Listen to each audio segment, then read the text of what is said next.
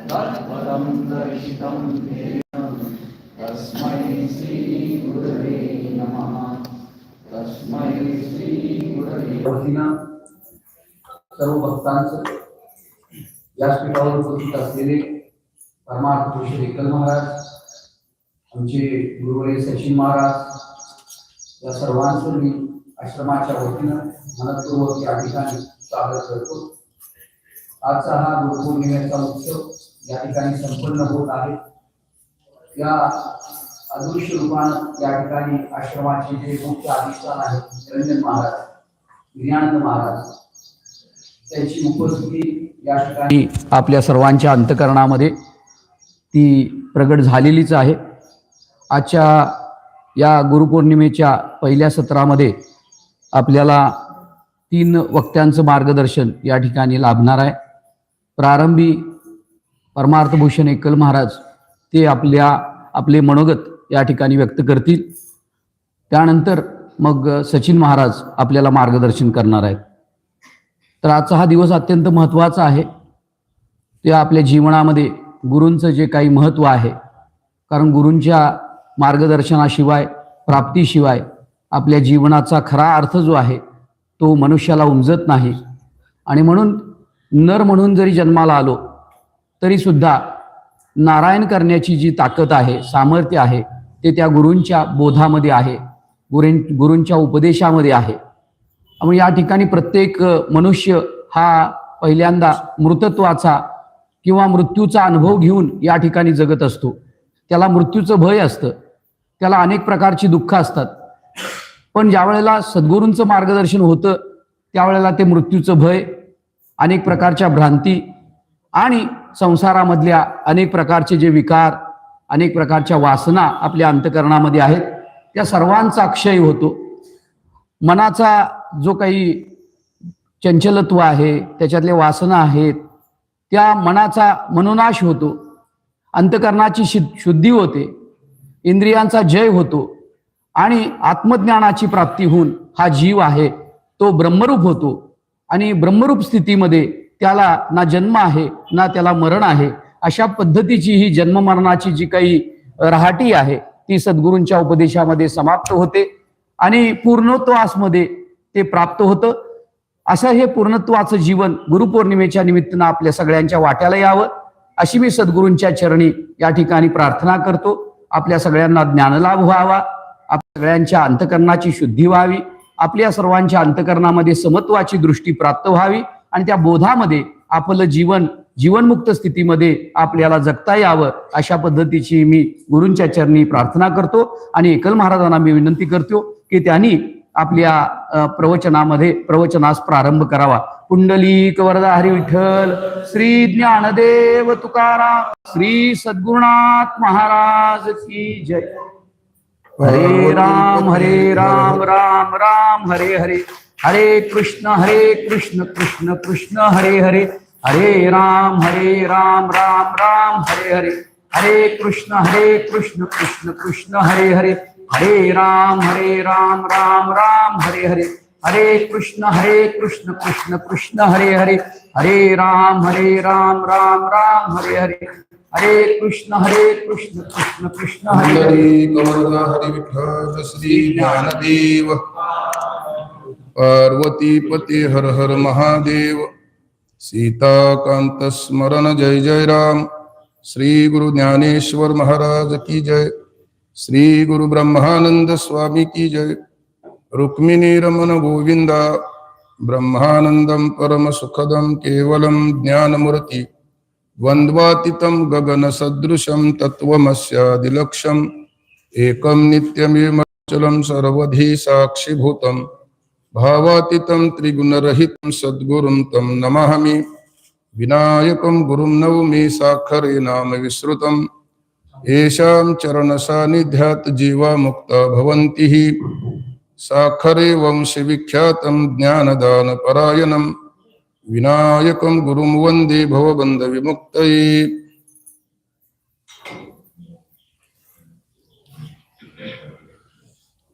धरवनी वेचे सरे,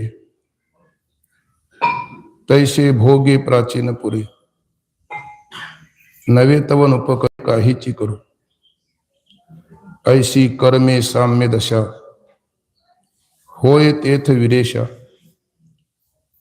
मग श्री गुरु आपैसा भेटेची वा.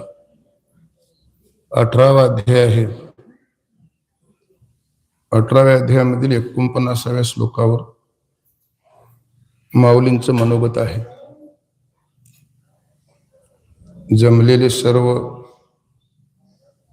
गुरुबंधू, काही ज्ञानानं वयानं थोर असणारी मंडळी, सद्गुरु निरंजन महाराज, सद्गुरु विनयानंद महाराज, सद्गुरु आदिनाथ महाराज, आबासाहेब, जमलेली सर्व शिष्य वर्ग, आपणा सर्वांना प्रणाम करून आज आपल्या भारतीय संस्कृतीमध्ये एव्हाना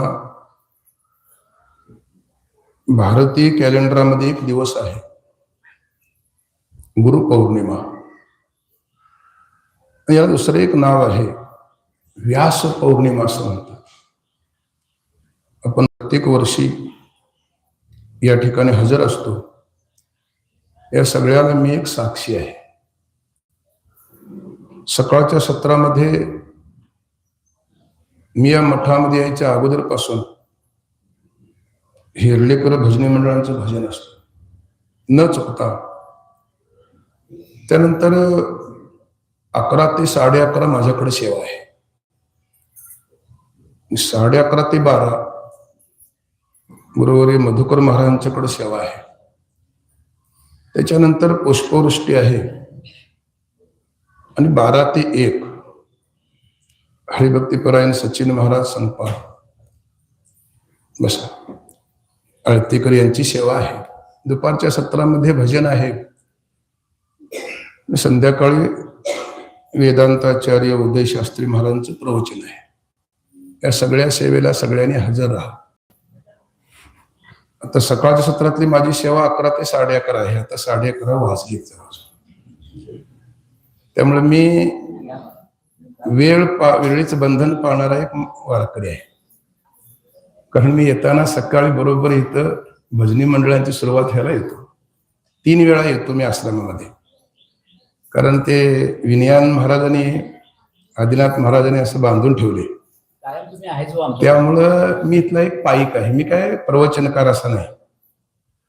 आणि त्यामुळं मला पहिल्यांदा मनोगत बोलायला दिले. केवढं बोलणारा, तुम्हाला वेळ आहे तेवढं बोला असं आबासाहेब म्हटले. झाली वेळ आता बंद करायचं. महाराज आलेत, सचिन महाराज आलेत. असं काय महत्व आहे थोडक्यात 10 मिनिटात वर्णन करून आपण पूर्ण करायचं. सरासरी आपण बघितलं तर सगळ्या जीवांची एक इच्छा आहे. असा कोणी नाही जन्माला आला की मला दुःख व्हावं म्हणणार. नाथ महाराजांचं भागवतामध्ये एक छोटं पद आहे, मज लागी दुःख व्हावे ऐसे कोणी भाविना. भाविना म्हणजे प्रार्थना करणार, हे सद्गुरुनाथ की मला दुःख व्हावं असं कोणी म्हणत नाही. मग सगळ्याची इच्छा सुखासाठी आहे. मग सुख बाहेर आहे का आत आहे? म्हणून आपण रोज हरिपाठ म्हणतो, ज्ञानेश्वरी वाचतो, प्रवचन ऐकतो, कथा कीर्तन आम्ही सांगतो, तुम्ही ऐकता. सुख बाहेर आहे का आत आहे? सर्वा घटी राम देहादेही एक, किंवा तैसा हृदयामध्ये मी रामू सर्व सुखाचा आराम. किंवा 15व्यात पुढे वर्णन केलं, ए रवी सर्वांच्या हृदय देशी मी अमुक आहे. सर्व सुखाचा आराम असणार तेच आपलं स्वरूप आहे. पण भ्रांत बुद्धीनं मनुष्य भ्रांत असे काम विषयावर असं म्हणतो. मी त्याला काही दृष्टांत दिले आहेत. म्हणजे खोटी याची मिशी उर फोडी असं तुकोबा म्हणतात. मृगजळ दृष्टांत आहे. मग आता सगळ्यांना सुख हवं आहे. सुख हवं आहे त्या अर्थी आम्ही दुःखी आहोत हे सिद्ध होतं. आमचे महाराज सांगायचे, एखादा जुना वारकरी नवीन जर एखाद्याला पंढरपूरला घेऊन गेला तर इथं आंघोळ कर म्हणायचा. का आंघोळ कर म्हणायचा? तर चंद्रभागेकरिता एक स्नान, तुझे दोष पळती रानोरा. दोष जातात म्हणजे दोष घेऊनच गेला हे सिद्ध होतं. महाराज म्हणायचे तिथं दोष घालवायचे आणि गावाकडे यायचं आणि दोष करायचे आणि गावात जायचं. म्हणजे बेडकच बरा. तापला काय गंगेत बुडला काय ते म्हणायचे. दोष परत होता कामा नये, म्हणजे पापाचं सहचरत्व आपल्याकडे नसावं. वाल्याचं उदाहरण सांगायचे त्यांनी. वाल्या हा वाल्मिक झाला, परत त्या पापाकडे फिरून नाही बघितलं त्याने. आमचं कसं होतं, आणि करायचं नाही आणि घालवायला जायचं. थोड्या मोठ्या चरित्र वाचून बघा, त्यात काही दृष्टांत सुद्धा आहे तसं. म्हणून दुःख आहे सिद्ध आहे आपल्याला. दुःखाला कारण काय, विचारसागरामध्ये एक छोटासा पॅराग्राफ आपल्याला तेवढा सांगून मी बाजूला बसतो. काय दुःखाला कारण आहे? शरीर. कारण दुःखाचं अधिष्ठान जर कोण असेल तर शरीर आहे. मग शरीराला तरी त्याच्या पाठीमागे काहीतरी कारण असायला पाहिजे. मग शरीराचं तरी कारण काय आहे? तुकोबा स्पष्ट वर्णन करतात. पाप पुण्य करुणी जन्म येतो प्राणी. शरीराला कारण पाप पुण्य आहे. मग ते पाप पुण्य तरी का निर्माण झालं, त्याला त्यांनी पुढे सांगितलं आहे राग द्वेष. राग हा म्हणजे व्यवहारातला राग नव्हे, डोळा उठारून बघणं हा राग सांगाय नाही. रागाला दुसरा एक म्हणजे संस्कृतमध्ये भाषेमध्ये शब्द आहे की प्रीती आणि द्वेष. आता हे कसं निर्माण झालं? एकाच वस्तूविषयी प्रीती निर्माण झाली, त्याच वस्तूविषयी द्वेष निर्माण झाला. हे असं तरी का? त्याच्या पाठीमागे परत कारण आहे. त्या वस्तूचं ज्यावेळी आपल्याला अनुकूल ज्ञान होतं, प्रीती निर्माण होते. त्याच वस्तूचं प्रतिकूल ज्ञान निर्माण होतं, त्यावेळी द्वेष निर्माण होतं. असं तरी का हो? त्याला काहीतरी कारण पाहिजे ना. त्या वस्तूचं भेद ज्ञान आहे. भेद ज्ञान तरी कसं निर्माण झालं? या सगळ्याला कारण जर काय असेल तर स्वस्वरूपाचं अज्ञान. आणि ते स्वस्वरूपाचं अज्ञान कोणीही घालवणार नाही, एक सद्गुरू. म्हणून आमच्या गाथ्यामध्ये काही पद आहेत. माता पिता बंधू बहिणी कोणी न पावती निर्वाणी, इष्ट मित्र सज्जन सखे हे तो सुखाचे मांडणी, एकला मी दुःख भोगी कुंभपाक जाचणी, तेथे कोणी सोडविना एका सद्गुरू वाचून. असं वर्णन त्यांनी केलं आहे गाथ्यामध्ये. म्हणून सद्गुरू काय करतात त्याच्या पुढे चिंतन आहे. मग नाही ते आणून देतात, काही त्याची ओळख करून देतात. म्हणून वाङ्मय वाचायचं. मला म्हणजे थोरा मोठ्यांचा मी लय अनुभवच सांगतो हे आल्यानंतर. बाकी मी काही जास्त शास्त्र सांगत नाही, आपल्याला ते अवगत नाही ते आपण सांगायचं नाही. म्हणजे विज्ञान महाराजांची थोडी संगत घडली. विज्ञान महाराजांना निरंजन महाराजांची संगत घडली. विज्ञान महाराजांना आदिनाथ महाराजांना विज्ञान महाराजांची संगत घडली. आदिनाथ महाराजांची तुम्हा आम्हाला सगळ्यांना संगत घडते. हे आपलं परम भाग्य आहे. बहुता सुकृताची जोडी असं वर्णन त्यांनी केलेलं आहे. म्हणून सद्गुरू काय करतात? नाही ते नाही, आहे तेच आपल्याला देतात. म्हणून काही महावाक्य आहेत. अयमात्मा ब्रह्म, पहिल्यांदा मी ब्रह्म आहे हे कळावं.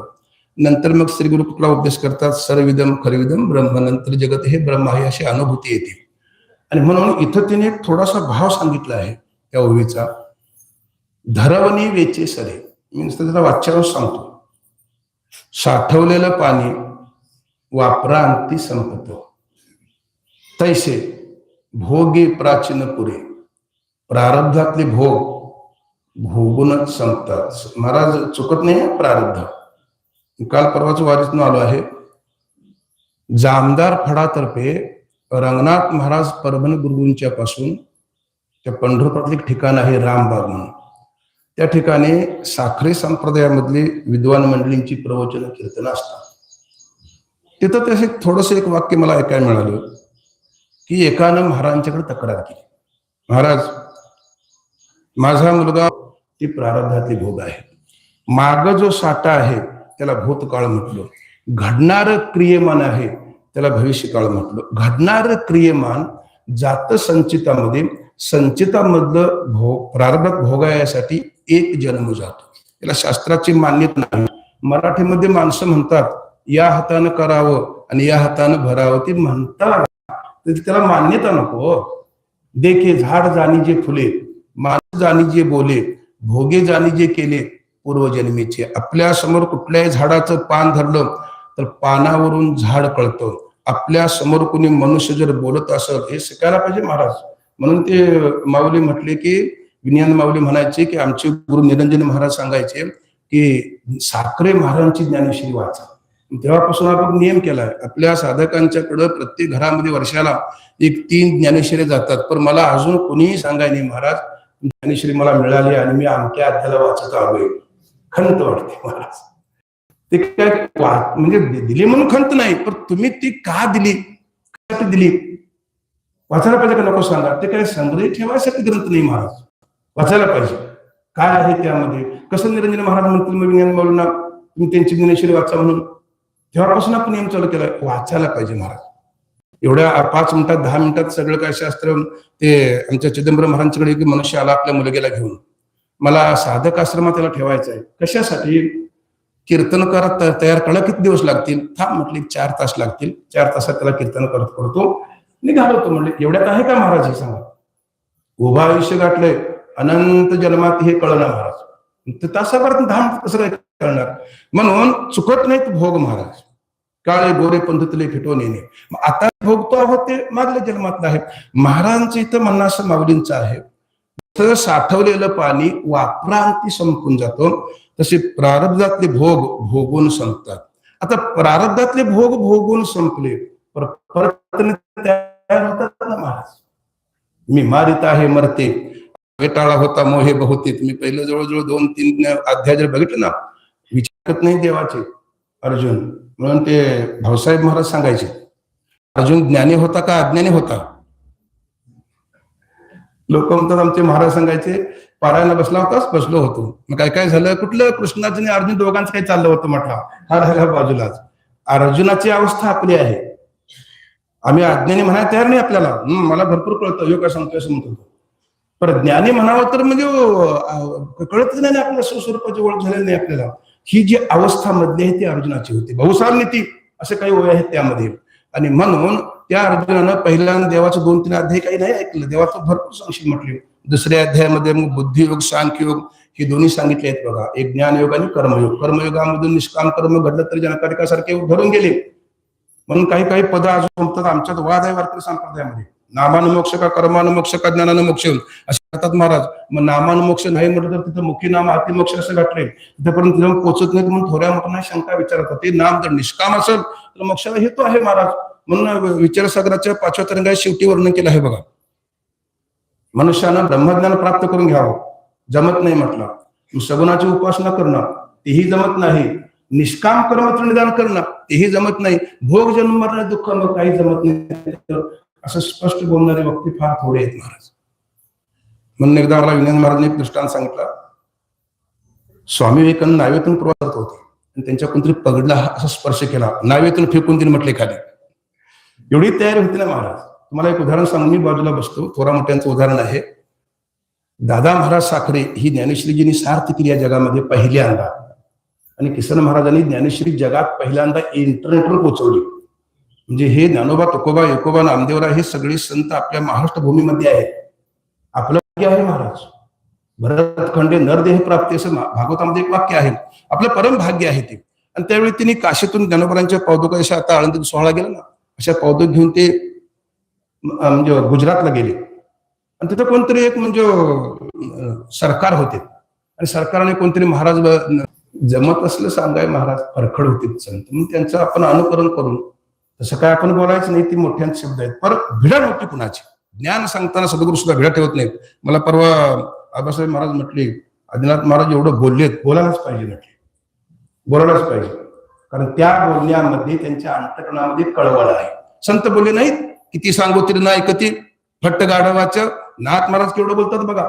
पाहुनी मनुष्यपणा जो न साधी ब्रह्मज्ञाना, तो लांडा गर्धव जाणार पश्चिमी दोप आहे.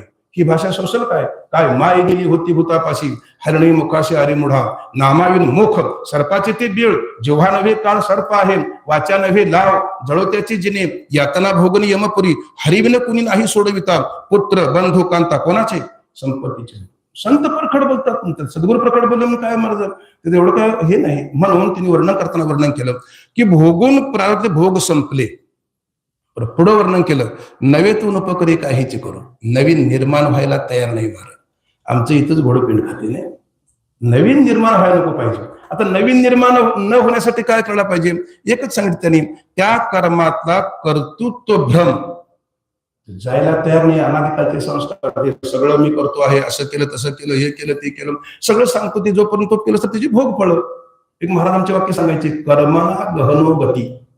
कर्मात काय काय लिहिले त्याप्रमाणे ते भोग आहेत महाराज, ते कधीही नाहीत. त्या कर्मातला जर कर्तृत्व भ्रम निघून गेला, म्हणून गाथ्यामध्ये एक वाक्य आहे, आहे ते सकळ कोणाशी अर्पण कृष्णाशी अर्पण म्हणून ती पद आहेत. तुका म्हणे घालो तयावरी भार, वाहो हा संसार देवा पायी. सगळं त्यांनी वर्णन केले. म्हणजे आपल्याला आपल्या कर्मातला भ्रम निघून गेला तर ते क्रियमानच घडायला तयार नाही. मग प्रारब्ध ते भोगून संपले, नवे तो उपकरे, नवीन काही निर्माण झालं नाही. अशी ज्याला अवस्था प्राप्त झाली त्याला त्यांनी कर्माची साम्य दशा म्हटलं. म्हणून या ज्ञानेश्वरीमध्ये 3 भाग आहेत: कर्म, उपासना, ज्ञान.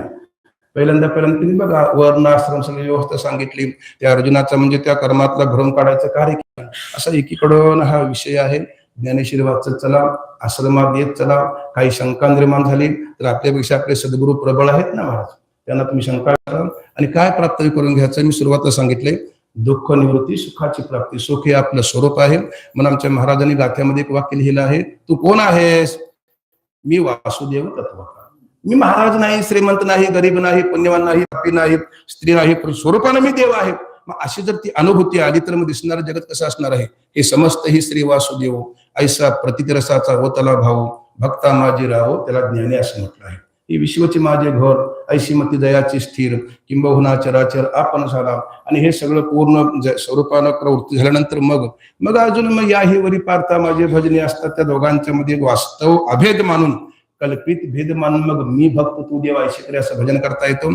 असा आनंदात जीवन जगा आणि ते सगळ्यांना तसं प्राप्त व्हावं. सद्गुरूसेवा सगळ्यांना प्राप्त व्हावी. सगळ्यांच्या मनामध्ये, अंतःकरणामध्ये एक चांगला विचार निर्माण व्हावा. सगळे सर्वत्र सुखी न संतोष, सर्वे संतु निरामया, सर्वे भद्राणी पश्यंतु मा कश्चित दुःख माप्नुयात, किंबहुना सर्व सुखी पूर्ण होनी तिही लोकी, भजी जो आदि पुरु की अखंडित. सद्गुरुनाथ महाराज की जय. आबासाहेब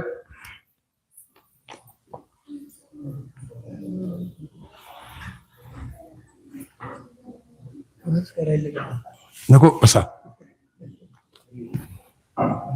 हरिओम. धन्यवाद. तिथं मध्ये कोणतरी मठामध्ये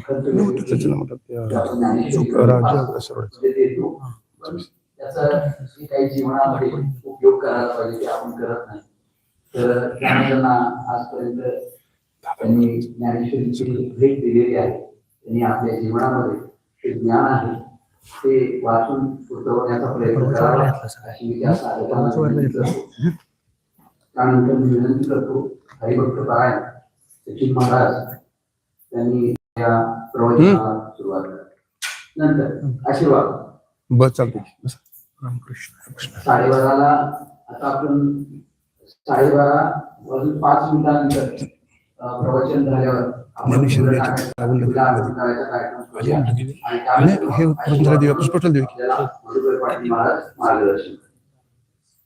एक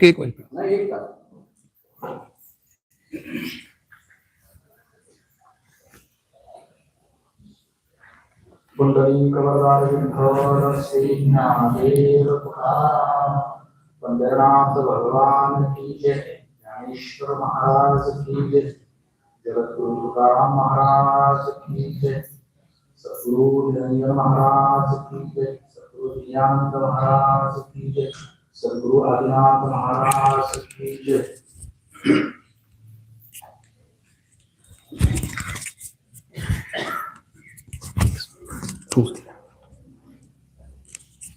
ब्रह्मानंदं परमसुखदं केवलं ज्ञानमूर्तिं द्वन्द्वातीतं गगनसदृशं तत्त्वमस्यादिलक्ष्यम् एकं नित्यं विमलमचलं सर्वदी साक्षिभूतं भावातीतं त्रिगुणरहितं सद्गुरुं तन्नमामि. विनायकं गुरुं नौमि साक्षरे नाम विश्रुतं येषां चरणसान्निध्यात् जीवा मुक्ता भवन्ति. साक्षरे वंशविख्यातं ज्ञानदानपरायणं विनायकं गुरुं वन्दे भवबन्धविमुक्ते. ज्ञानप्रतापविलसतवचनामृतं च अद्वैतभावपटुता हितबुद्धिरहस्य ज्ञानेश्वरस्तु भगवान् अवतीर्ण एव. श्रीरङ्गनाथ गुरुराज नमस्तुभ्यं. श्रीरङ्गनाथं गुरुराजवर्यं मुमुक्षूणां ज्ञानदानैकदक्षं प्रभावती क्षेत्रनिवासिनन्तं नमामि वेदान्तविदां वरिष्ठम्. जय जय देव अद्वितीय परिणतोप परमैक्य प्रिय निज जनजित भजनीय मायागम्य ज्ञानेश्वरी अध्याय 18 आणि नमनातली ओवी नंबर 9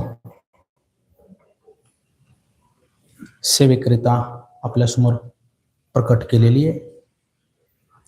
सेवेला आरंभ करण्या अगोदर सेवेचा परिहार असा.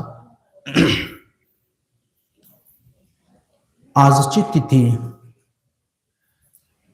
आजचा दिवस भारतीय कॅलेंडरनुसार किंबहुना वैदिक परंपरेनुसार, वेद परंपरेनुसार आषाढ शुद्ध पौर्णिमा. आणि आषाढ शुद्ध पौर्णिमा म्हणजे व्यास पौर्णिमा. त्याला अनेक दुसरा शब्द आहे गुरुपौर्णिमा. आध्यात्मिक क्षेत्रामध्ये किंबहुना पारमार्थिक क्षेत्रामध्ये सद्गुरूंना अतिविशेष महत्व आहे बरं का, साधकाच्या जीवनात. आणि म्हणून या ठिकाणी सद्गुरू महाराजांच्या परंपरेतील आपण असणारे सर्व साधक, पारमार्थिक क्षेत्रातील ज्येष्ठ श्रेष्ठ अभ्यासू, ज्ञानी, उपासक, सेवेधारी आणि साधक मंडळी, प्रथमतः आपल्या सर्वांना प्रणिपात करतो. आपल्या जीवनामध्ये सद्गुरूंचं महत्व विशेष आहे. आणि म्हणून या पौर्णिमेला गुरुपौर्णिमा म्हटलं जातं, किंबहुना व्यासपौर्णिमा म्हटलं जातं. व्यासपौर्णिमा का म्हटलं जातं तर ज्ञानोबराय त्यांच्या संबंधानं वर्णन करतात. म्हणून श्री व्यासाच्या थोरू आणि विश्वा झाला उपकारो, हे साधकांचा वर्ग नाही तर हे विश्व ज्यांच्या उपकाराने उपकृत्य झालं असे सद्गुरू आहेत, असे व्यास महर्षी आहेत. असे कोण आहेत? सद्गुरू आहेत असे व्यास महर्षी आहेत. व्यासपौर्णिमा आहे कारण आज जे आम्ही ज्ञानेश्वरी सारखा ग्रंथ, गाथ्यासारखा ग्रंथ, विचारसागर, पंचदशी, अमृतानुभवासारखा ग्रंथ अध्ययनासाठी आणि अध्ययपनासाठी जो घेतो, याचे सर्वस्वी उपकार त्या साधू संतांचे आहेत, व्यासांचे आहेत. असं का? तर हे वाक्य मी आपल्या समोर जाणीवपूर्वक ठेवतोय. त्याची मीमांसा अशी आहे, व्यासांच्या पूर्वी श्रुत ज्ञान पद्धत होती, व्यासांच्या नंतर ग्रंथ परंपरा सुरुवात झाली. व्यासांच्या पूर्वी ग्रंथ नव्हते. ज्ञानोबराय उगाच म्हणत नाहीत विश्वा झाला उपकार. आज ज्ञानेश्वरी जी अध्ययनासाठी आमच्या समोर आहे, सेवेसाठी आहे, ही कृपा नुसतीच ज्ञानोबराय यांची आणि सच्चिदानंद बाबांची नाही, तर त्याच्या पाठीमाग फार मोठी परंपरा आहे, ती भगवान श्री वेदव्यासांच्या पासून. आणि त्यांचे अगणित स्वरूपाचे उपकार आमच्यावर आहेत की आज आम्ही ज्ञानेश्वरी, गाथा, भागवत यासारखे सिद्धांती ग्रंथ, विचारसागर, विचार चंद्रोदय, वृत्ती प्रभाकर, पंचदशी यासारखे प्रक्रिया ग्रंथ आम्ही त्यांच्या सद्गुरूंच्या, श्रीगुरूंच्या, भगवान श्री वेदव्यासांच्या, किंबहुना भगवान श्री ज्ञानोबारायांच्या, भगवान श्री तुकोबारायांच्या कृपेने ते आमच्या तुमच्या समोर आहेत. आणि त्याचं मूळ श्रेय जर कोणाला जातं तर ते भगवान श्री वेदव्यासांना जातं बरं का. कारण एका वेदाचे 4 वेद त्यांनीच केले, 18 पुराण ही भगवान श्री वेदव्यासांची आहेत. म्हणून त्या बादरायण म्हटलं जातं. त्यांच्या चरित्राच्या संबंधाने एक विचार थोडासा सांगू इच्छितो. त्यांना बादरायण म्हटलं जातं का? तर हे काही सहजासहजी आमच्या समोर प्रकट झालेलं नाही. आदरणीय एकल महाराजांनी सांगितलं, श्री गुरुदादांनी. कारण आदरणीय गुरुवर्य कावणेकर महाराज, आदरणीय गुरुवर्य एकल महाराज, ज्या साखरे परंपरेमध्ये त्याच परंपरेतला मी आहे. महाराजांची, तळाशीकर महाराजांची परंपरा. ब्रह्मीभूत श्री गुरु भाऊसाहेब महाराज पाटील हे शिवानंद स्वामी प्रभणेकर सोलापूरकर यांच्या परंपरेतले, आणि मी रंगनाथ महाराज प्रभणेकर गुरुजी, दूत महाराज वक्ते बाबाने, मारुती महाराज तुंतिने, हरिभाऊ महाराज पाटील दाताळकर या परंपरेतला. परंपरा एकच आहे. त्यांनी सांगितलं की दादांच्या कृपेमुळं आज ज्ञानेश्वरी सार्थ झाली. तिचा मराठीत अर्थ आमच्या समोर येतोय. ब्रह्मलीन गुरुवर्य किसन महाराजांनी ती जागतिक लेवलवर नेऊन ठेवली. हे सदपुरुषांचं कार्य आहे. आणि म्हणून संत विचार, संत विचाराची धारा, वेद परंपरा या अशा साधू पुरुषांच्यामुळं, महापुरुषांच्यामुळं तुमच्या माझ्या जीवनात प्राप्त झालेली आहे, किंबहुना ती मिळालेली आहे. आणि म्हणून व्यासांचे खूप उपकार आहेत. त्यांना बादरायण का म्हटलं जातं, तर त्यांनी जे निर्माण केलेलं वाङ्मय आहे, आज वैदिक परंपरेचं जे ग्रंथ संपदा आहे, त्या पाठीमागे फार मोठा त्याग आहे बरं का. त्यागाशिवाय काहीच प्राप्त होत नाही महाराज. माधुकरी मागल्याशिवाय त्या ज्ञानाचं महत्व कळत नाही महाराज. मधुकरीला महत्व आहे. हॉटेलमध्ये जेवून वेदांताचं अध्ययन घडणार नाही, प्रारब्ध अवशेषानं घडेल, पण त्याचा बोध प्राप्त होणार नाही. त्यासाठी मधुकरीचं, आणि ती कशी असावी, जुने लोक सांगायची, इंद्रायणीत बुडवलेली असायची आणि मग ती खायची भिजलेली, तेव्हा त्याचं महत्व आहे. हे जसं आहे तसं श्रीगुरूंनी ही ज्या वेळेला निर्माण केलं त्यावेळेला त्यांचे सुद्धा खूप कष्ट आहेत बघा. व्यासांच्या जीवनचरित्रामध्ये भागवतात एक वर्णन सांगितलं जातं की भगवान वेदव्यास ज्या वेळेला ग्रंथ निर्माण करायला बसायचे, साधनेला बसायची, साधना ही सेवा आहे, त्यावेळेला त्यांचा नियम होता की 24 तासातून एक वेळेला आहार घ्यायचा. त्यांचा नियम होता 24 तासामध्ये एक वेळ आहार घ्यायचा. आणि तो कशाचा घ्यायचा? बोरांचा आहार घ्यायचा. फक्त बोरं खाऊन त्यांनी भागवत ग्रंथ लिहिलाय बरं का. त्यांच्या अवतार कार्यातला शेवटचा ग्रंथ श्रीमद भागवत, 18 स्कंद आणि 18,000 श्लोक. त्याच्यानंतर व्यासाने आपला अवतार कार्यामध्ये पुन्हा ग्रंथ निर्माण केले नाही, शेवटचा ग्रंथ. आणि काय खाऊन निर्माण केलं? आज भागवत कथा करणारे त्याच्यावर हजारो रुपये मिळवतात, हा विषय वेगळा आहे, मला तिकडे जायचं नाही. पण ज्याने श्रीमद भागवतासारखा, भगवद्गीतेसारखा, महाभारतासारखा, कारण आपल्या वैदिक परंपरेमध्ये संस्कृत प्रस्थानत्रय आहे आणि दुसरं मराठी प्रस्थानत्रय. प्रस्थानत्रय म्हणजे काय? ब्रह्मात्मैक्य साक्षात्काराय प्रस्थीयते अनेनेति प्रस्थानम. ब्रह्मस्वरूप सर्वश्रेष्ठ अवस्था साधकाच्या जीवनात प्राप्त करून देण्याचं सामर्थ्य. प्र म्हणजे श्रेष्ठ, स्थान म्हणजे ठिकाण, त्रय म्हणजे 3. महाराजांनी वर्णन सांगितलं गुरुवर्य महाराजांनी, ब्रह्मात्मैक्य साक्षात्काराय, जो ब्रह्मस्वरूपाचा साक्षात्कार आहे तो करण्यासाठी 3 आहेत. एक भगवद्गीता, 2 ब्रह्मसूत्रे आणि 3 उपनिषदे. आणि सगळी कुणाची कृपा आहे? व्यासांची कृपा आहे. भगवद्गीता महाभारतातल्या भीष्म आख्यानातले 700 श्लोक. महाभारत कोणी लिहिला सांगितला? व्यासांनी सांगितलं आणि भगवान गणेशाने लिहिला. गीता व्यास महर्षींची. उपनिषदे वेदांत, ज्ञानवेदाचा ज्ञानपर भाग. आदरणीय महाराजांनी सांगितलं वेद त्रिकांडात्मक बोलतो, कर्म, उपासना आणि ज्ञान. वेदाचा अंतिम भाग वेदांत. मग वेदांत शब्दाचा अर्थ वेदांताचा अंत असा घ्यायचा नाही बरं का. वक्ते बाबा मुक्ताबाई मठात म्हणतात वेदांत शब्दाचा अर्थ वेदाचा अंत, अंत असा घ्यायचा नाही.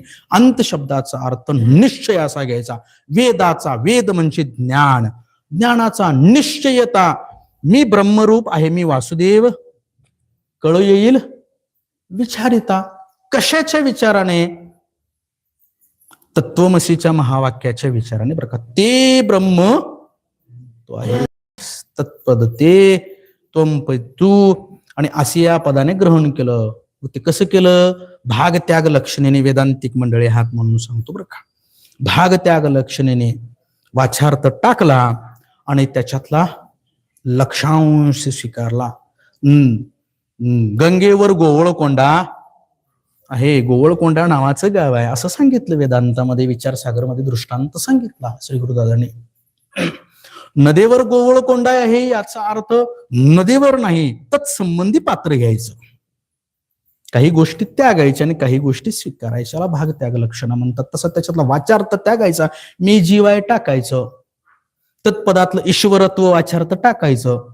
तत्पदातलं मी आत्मा आहे आत्मा स्वीकारायचा, कुटस्थ स्वीकारायचा, आणि तत्पदातलं ब्रह्म स्वीकारायचं. आणि त्या साक्षीचं ब्रह्माशी अभेद आहे. आणि मग तत्वमसी महावाक्याचा बोध झाल्यानंतर जर उत्तम अधिकारी असेल तर ज्ञानोबाराय वर्णन करतात, काना वचनाची ऐकल्याबरोबर तात्काळ बोध. आम्हाला ऐकून का कळत नाही? शब्द ज्ञान होतं, अनुभूती शून्य का? अधिकार कमी आहे. मग अधिकार कमी आहे ना, मग साधना केलीच पाहिजे. गुरुपौर्णिमेला आश्रमामध्ये सेवेसाठी आलंच पाहिजे. नुसती गुरुपौर्णिमा नाही, इतर पौर्णिमेला आलंच पाहिजे. एकादशीला गुरुवारी साधनेसाठी आलंच पाहिजे. उपवास केलाच पाहिजे. व्रत वैकल्य केलंच पाहिजे. साधना केलीच पाहिजे. अनाधिकारी असेल तर, बरं का, अधिकार पडत असेल तर, अधिकार संपन्न असेल तर कर्म उपासना करण्यात काही अर्थ नाही. अनाधिकारी असेल तर आम्ही ऐकून ज्या अर्थी बोधावर पोचत नाही त्या अर्थी आमचा अधिकार कमी. मग याची संगती कुठं लागते? याची संगती पितांबर दास ज्यांनी विचार चंद्रोदय नावाचा ग्रंथ सांगितला, त्याच्यावर प्रश्न आणि उत्तर आहेत. आणि त्याच्यावर टीका लिहित असताना विचार चंद्रोदय मध्ये 14 कला आहेत. मला वाटतं दुसरा काय तिसऱ्या कलेमध्ये पितांबर दासजी वर्णन करतात उपासकाच्या संबंधानं, एक कर्तो उपासक आणि दुसरा अकर्तो उपासक. ज्याची कर्म उपासना परिपूर्ण झालेली आहे तर कृतो उपासक. आता त्यानं ज्ञानाचाच विचार करावा, त्यानं कर्म उपासनेमध्ये गुंतायचे नाही. आणि ज्याची उपासना परिपूर्ण झालेली नाही, लोक म्हणतात मी विचारसागर पाठ केला. नुसतं पाठ केला का ते ब्रह्मज्ञान अनुभूतीत आलं? नुसतं पाठ करून फक्त आम्ही व्यासपीठावर सांगण्याचं कार्य केलं. गुरुजी महाराजांनी मुक्ताबाईच्या मठात चातुर्मासाला पाठ चालू असताना पंचदशीला सांगितलं होतं. आम्हाला म्हटलं एक लाईव्ह रेकॉर्डिंग चालू आहे.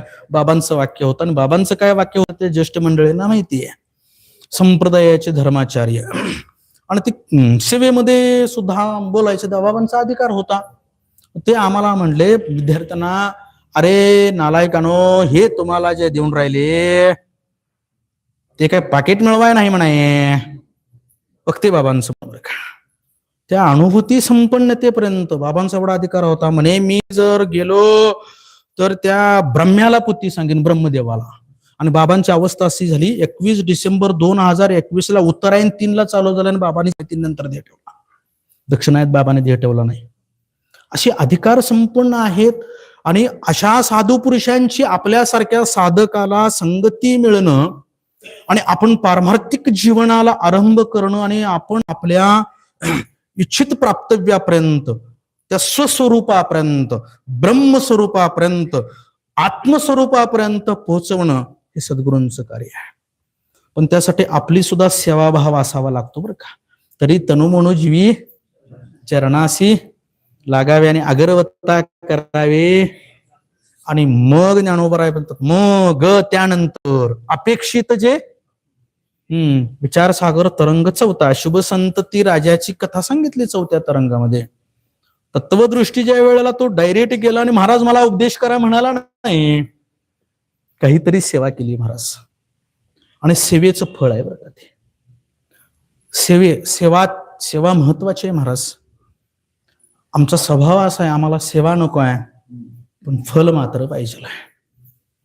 पोट भरायचं म्हटलं तर घास मोडला पाहिजे, तोंडामध्ये घातला पाहिजे, चावला पाहिजे, गिळला पाहिजे. ही प्रोसिजर पूर्ण झाल्यानंतर मग पोट भरणार आहे. साधी पोट भरण्यासाठी एवढी प्रोसिजर आहे. त्या ब्रह्मस्वरूपापर्यंत मी आहे त्या अवस्थेपर्यंत पोहोचायचं आहे. मी होतो कोण?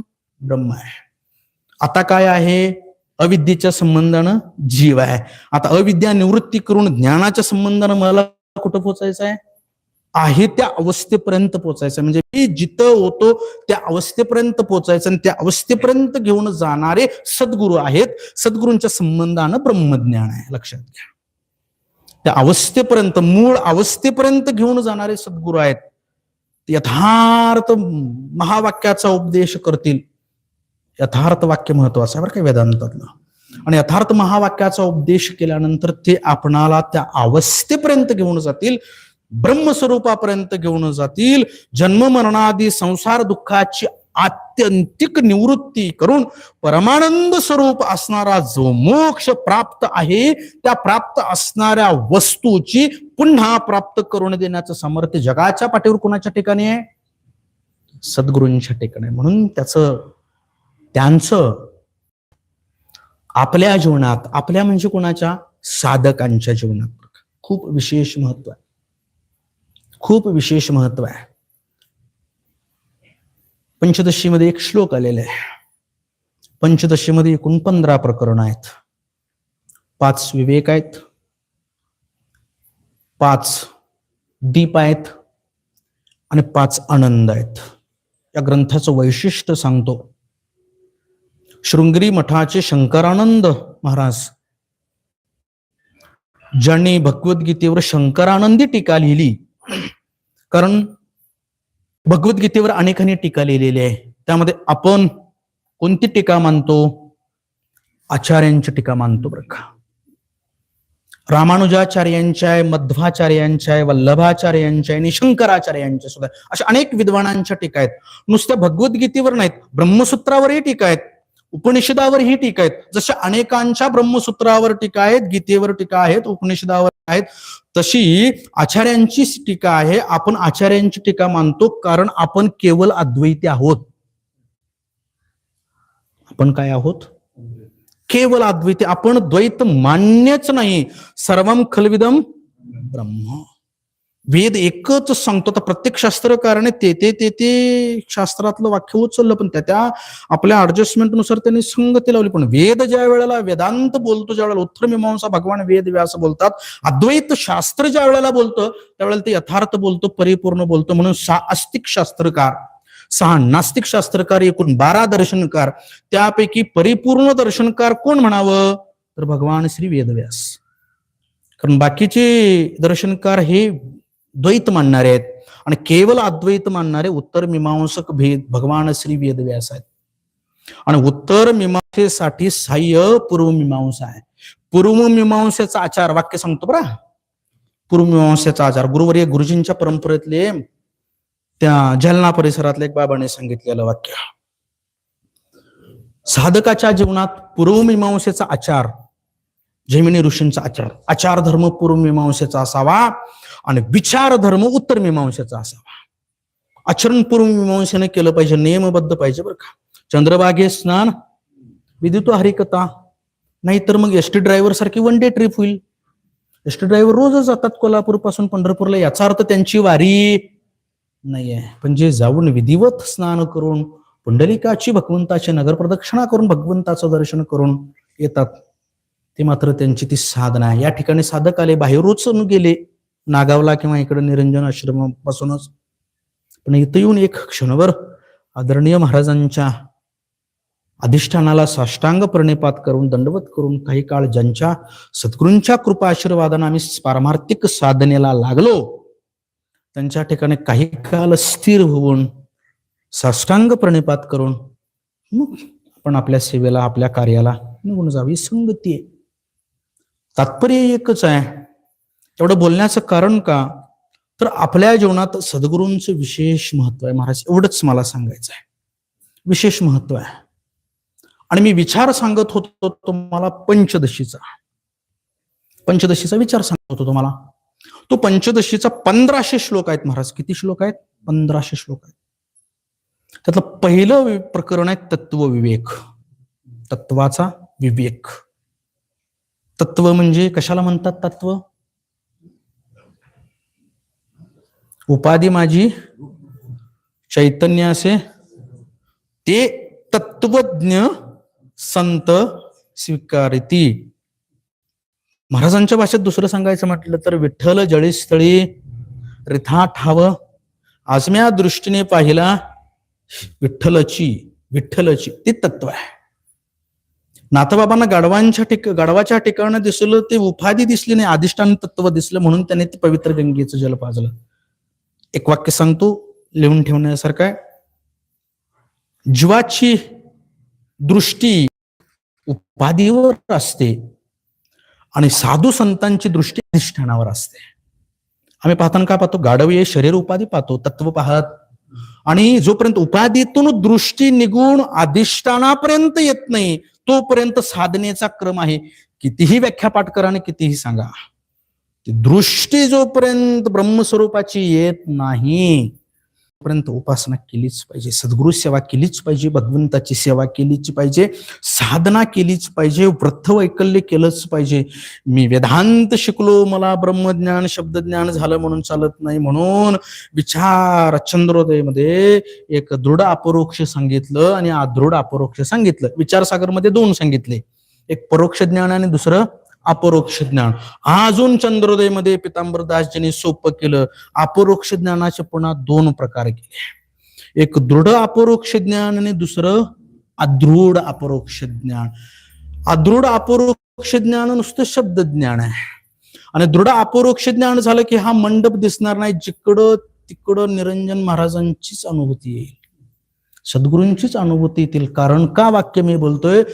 सद्गुरू म्हणजे हे नुसती मूर्ती नाही, सद्गुरू म्हणजे एखादं शरीर नाही, सद्गुरू म्हणजे एखादी व्यक्ती नाही, तर सद्गुरू म्हणजे एक तत्व आहे. आता अजून सूक्ष्म सांगू का? अभ्यास करणारी मंडळी आहात, आदरणीय महाराज मंडळी बसलेले आहेत म्हणून सांगतो. ते तत्व ज्या वेळेला अविद्या उपाधी धारण करतं त्यावेळेला जीवदशेला येतं. ते तत्व माया उपाधी धारण करतं त्यावेळेला ते ईश्वरत्वाला येतं, आणि ज्या वेळेला ते तत्व करुणा उपाधी प्राप्त करतं त्यावेळेला सद्गुरु रूपाला येतं किंवा संत रूपाला येतं. म्हणून गुरु हा संत कुळीचा राजा. गुरु आणि सद्गुरु वेगळे नाहीत, किंवा संत आणि सद्गुरु हे वेगळे अजिबात नाहीत, ते एक तत्व आहे. ते कसं आहे? तत्व आहे. तत्व आहे म्हणून ज्ञानोबरायांनी हरिपाठात सुंदर सांगितलं. ज्ञानदेव म्हणे निवृत्तीनाथ कोण आहेत? नुसते ज्येष्ठ बंधू नाही आहेत व्यवहारक सत्तेतून, पण पारमार्थिक सत्तेनं सत्ता किती आहेत महाराज? 3 आहेत. पारमार्थिक वास्तविक 2च सांगायचे, पारमार्थिक आणि प्रातिभासिक. पण आमच्या तुमच्या जगताच्या संगतीला काय धिडतं दिसतं याची अनुभूती काय? हा मठ आहे, हा माईक आहे, पुढे ज्ञानेश्वर आहे, प्रवचन चालय, व्यासपूजा आहे, सांगणारा कोणीतरी आहे, ऐकणारा कोणीतरी, हे सगळं कल्पित द्वैतातलं आहे. हे सगळं काय आहे? कल्पित द्वैत मांडलेलं आहे.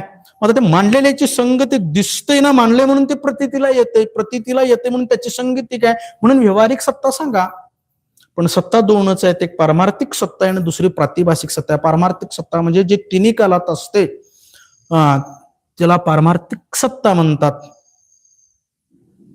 पारमार्थिक सत्ता म्हणतात. सत्यतू कागा हा दाविला जगदाभास.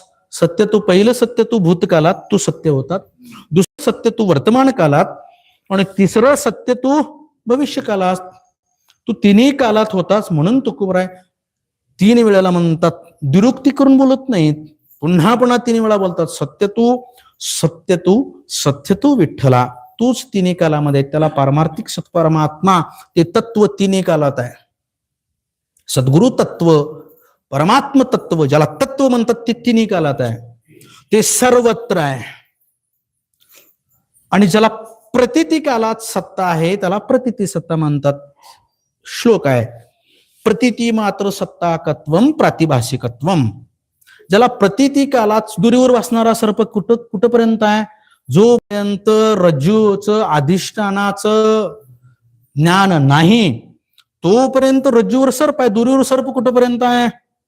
जोपर्यंत अधिष्ठान दुरीचं ज्ञान होत नाही तोपर्यंत. अधिष्ठानाचं ज्ञान झालंय की सर्प काय झाला नाही म्हणे, त्या सर्पाला मारण्यासाठी काठी घेतली, हाकलून लावला नाही बरं का, तर तो सर्प दुरी अधिष्ठान तद्रूपच झाला, कुठं पळून गेला नाही, नव्हताच ना तिथं प्रतीतीला. तसं अधिष्ठान ब्रह्मस्वरूपाचं यथार्थ सद्गुरु मुखाने यथार्थ बोध झाला तर जगत रूपानं दिसत नाही, जगत ब्रह्मरूपानं दिसतं. आम्हाला ज्या अर्थी श्रवण करून अजून जगत रूपानं दिसतंय त्या अर्थी आम्ही ऐकून सुद्धा बोध झाला नाही. मग अधिकार कमी साधना केलीच पाहिजे. केलीच पाहिजे, पर्याय नाही बरं का.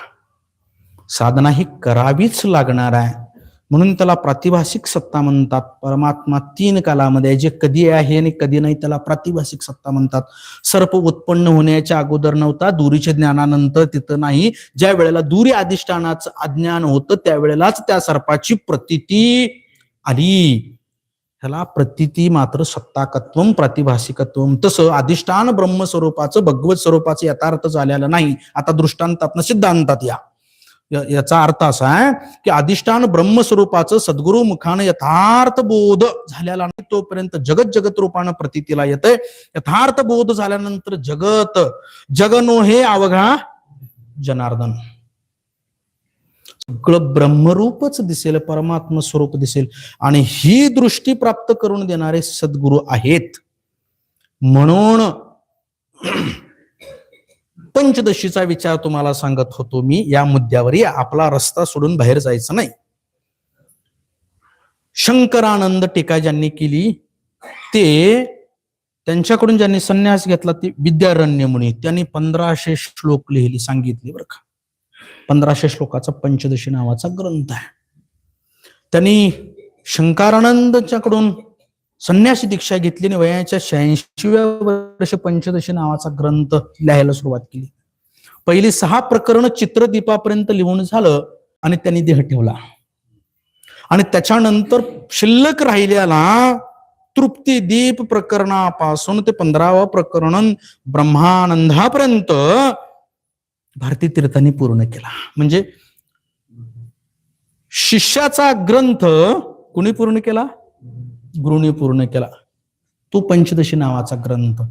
त्याच्यात पहिलं नमन करत असताना तत्वविवेकातला पहिला श्लोक आहे, नमः श्री शंकरानंद गुरुपादांबुजन्मणे सविलास महामोह ग्राहग्रासैक कर्मणे. सविलास महामोह ग्राहग्रासैक कर्मणे. सविलास असणाऱ्या, प्रतीतीला येणाऱ्या, परिणामाला पावणाऱ्या, विलास रूपाला असणाऱ्या सगळ्याची निवृत्ती करणारे माझे सद्गुरू आहेत. म्हणून नम श्री शंकरानंद गुरुपादांबुजन्मणे पंचदशीतला पहिला श्लोक आहे महाराज तत्वविवेकातला. तिथं वर्णन त्यांनी पहिलं नमन कुणाला केलं? सद्गुरूंना केलं. ज्ञानेश्वरीमध्ये सुद्धा पहिल्या अध्यायापासून ते 18व्या अध्यायापर्यंत जिथं जिथं ज्ञानोबा रायांना सुरुवात केली तिथं तिथं त्यांनी नमन सद्गुरूंना केलं. हे ज्ञानेश्वरीचं वैशिष्ट्य. त्याही पुढे सांगतो, जिथे जिथं ज्ञानोबा रायांना वाव सापडला की तिथं तिथं ज्ञानोबा राय सद्गुरूंच्या संबंधाने लिहितात बरं का, किंबहुना वर्णन करतात. मला असं वाटतं ज्ञानेश्वरीच्या 13व्या अध्यायामधील आचार्योपासनम शोचम स्त्रियमात्म विनिग्रहम या श्लोकावरील आचार्य काय सांगितलं? 13वा अध्याय घरी ज्ञानेश्वरी गेल्यानंतर कडून पहा, फार सुंदर ग्रंथ आहे हो. एकवा त्याच्या संगतीत आल्यानंतर कळतं बरं का. ज्याची वेदांताची बैठक झाली त्याला दुसरं काही गोड लागणार नाही. ज्याला वेदांत श्रवण, ज्याची साधना वेदांताच्या संबंध नाही, त्याला दुसरं काही ऐकू वाटणार नाही. ज्याला ज्ञानेश्वरीची गोडी लागली त्याला अजून काही अभ्यास करावा वाटणार नाही. कारण का? त्याचं वाक्य सांगतो जे भगवद्गीतेमध्ये आहे, जाणीवपूर्वक वाक्य सांगतो बरं का, चुकलं तर क्षमा करावी, ज्येष्ठ मंडळी आहेत. जे ज्ञानेश्वरी भगवद्गीतेमध्ये आहे ते ज्ञानेश्वरीमध्ये आहेच. वाक्य काय सांगतो? जे गीतेमध्ये आहे ते ज्ञानेश्वरीमध्ये आहे, पण जाणीवपूर्वक सांगतो जे ज्ञानेश्वरीमध्ये आहे ते गीतेमध्ये नाही. तुम्ही म्हणाल महाराज असं कसं काय? आता थोडस स्पष्ट बोलून सांगतो. गीता संस्कृत मध्ये बोलतोय, करण होण्यासाठी दृष्टांत द्यावा लागतो आणि हे ज्ञानोबा रायांच्या ज्ञानेश्वरीचं वैशिष्ट्य आहे. अजून पुढे बोलू. भगवान श्री ज्ञानोबराय शब्दसृष्टीचे राजे आहेत म्हणून ज्ञानोबरायांचं वैभव आहे. अजून एक ग्रंथ ज्ञानोबरायांचं सांगतो. अमृत अनुभवामध्ये सुद्धा ज्ञानोबराय प्रत्येक सिद्धांताला चढता चढत्या क्रमांकाचा दृष्टांत सांगतात. अजून पुढे सूक्ष्म बोलतो. ज्ञानोबराय ज्या वेळेला दृष्टांत देतात ना, सुरुवातीच्या दृष्टांतात जी उणीव आहे ती दुसऱ्या दृष्टांतात भरून काढतात. दुसऱ्या दृष्टांतातली उणीव तिसऱ्या दृष्टांतात भरून करतात आणि तिसऱ्या दृष्टांतातली उणीव चौथ्या पाचव्या दृष्टांतात देऊन सिद्धांताचा दृढीकरण करून देतात. हे ज्ञानोबरायांच्या ज्ञानेश्वरीचं वैशिष्ट्य आहे. म्हणून गीता अलंकार नाम ज्ञानेश्वरी ब्रह्मानंद लहरी प्रगट केली. ज्ञानोबरायांची ज्ञानेश्वरी त्या ज्ञानोबरायाने वाव मिळेल तिथं आचार्योपासनम, आचार्यांची उपासना, सद्गुरूंची सेवा. यावर ज्ञानोबा एक शब्द अंक थोडे माझे कमी जास्ती होतील पण समजून घ्या, कारण माणसाची मनुष्याची बुद्धी मर्यादित असते. सगळंच अभ्यास केलेलं लक्षात राहील असं सांगता येत नाही. पण 13व्या अध्यायातील आचार्योपासनम शौचम स्त्रियमात्म विनिग्रहम या श्लोकावर आचार्य या पदावर बोलत असताना ज्ञानोबराय 500 ते 550 ओवीच्या माध्यमातून सद्गुरूंच्या विषयी आचार्यांच्या विषयी वर्णन करतात. ओम नमोजी अध्यायापासून ते 18व्या अध्यायापर्यंत तर वर्णन करतातच, पण ज्ञानेश्वरी काढून बघा घरी. आदरणीय महाराजांनी सांगितले मी दिली काढून बघा, नाहीतर तशीच धुळाकात राहिली असली तर मग काही नाही. आचार्योपासनम, आचार्यांची उपासना, सद्गुरूंची सेवा या संबंधानं 500 ते 550 ओवीमध्ये भगवान श्री ज्ञानोबराय बोलतात आचार्याच्या संबंधानं. का तर सद्गुरू हे महत्वाचे आहेत, आचार्य आपल्या जीवनात महत्वाचे आहेत. पंचदशीतल्या पहिल्या तत्वविवेकामध्ये एक श्लोक आलेला आहे, उपदेशमवाप्यैव माचार्यात् तत्वदर्शनः पंचकोश विवेकेन लभन्ते निर्वृत्तीं पराम. पंचकोशाचा विवेक करणारे सद्गुरू आहेत. उपदेशमवाप्यैव, सद्गुरूंचा उपदेश काय करतो? कोश किती आहेत महाराज? 5 आहेत. कोश म्हणजे काय? आवरण, पांघरू